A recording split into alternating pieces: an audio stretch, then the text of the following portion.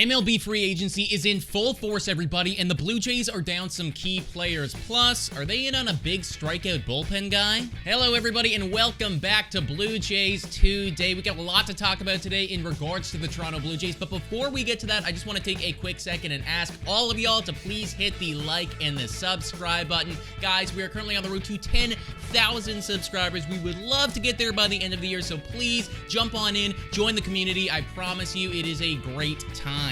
All right, let's get into the video. So free agency in the MLB has officially begun, and there's definitely some Toronto Blue Jays news that we need to address. The first things that we got to talk about are the guys who are officially off the team, no longer a Toronto Blue Jay. Jackie Bradley Jr., David Phelps, and Ross Stripling, all three of those guys, they are on the market now. So obviously the biggest loss here for the Toronto Blue Jays is Ross Stripling, and even though we all knew it was coming, it still kind of stings. Now, we could still offer him a qualifying offer. However, a lot of analysts have kind of come out and said that's going to be a lot of money, so I wouldn't be surprised if this is the end of Ross Stripling on the Toronto Blue Jays. It sucks. It's a hole that we're going to need to fill, but thank you, Ross Stripling, for everything that you did for us, dude. You were great. The next dude is Jackie Bradley Jr., and I'm going to be honest here, folks, I'm really not too bummed out about this one. Like, JBJ, he was only on the team for a little bit. I never really grew too attached to him.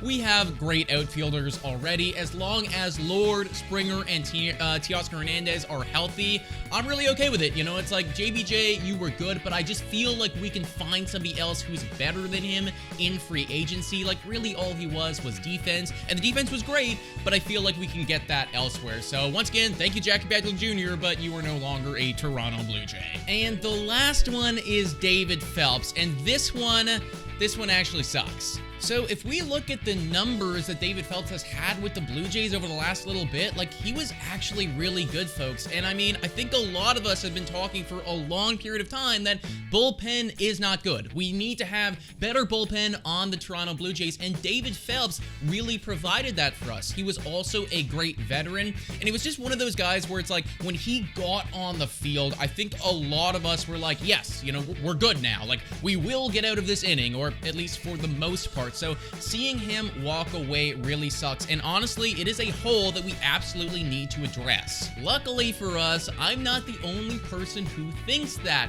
Keegan Matheson, a writer for the MLB, he has come out and said, the Blue Jays can hit, but bullpen and rotation help are priorities. The organization will target swing and miss stuff with relievers, which has been a weakness in recent years. And I mean, that's something that we talked about a ton on this show before, is the fact that we just don't have any flamethrowers. We don't have any guys who can get strikeouts in key situations. You know, when Kikuchi is walking a bunch of people and there's guys on the bases, who is going to be that dude to get us out of that? Well, the Jays Journal actually has somebody in mind. They wrote an article very recently looking at some potential targets for these Toronto Blue Jays in that bullpen with massive strikeout numbers. The big dude for me here is Taylor Rogers. Now, this is a guy that we've talked about before, but this name just keeps coming up and up and up, and now other people at the Jays Journal are talking about it. I got people with blue check marks talking about it, so obviously we got to talk about it. The Jays Journal writes, overall, even though he had a down year, Rogers will be one of the top southpaws available in the free agent class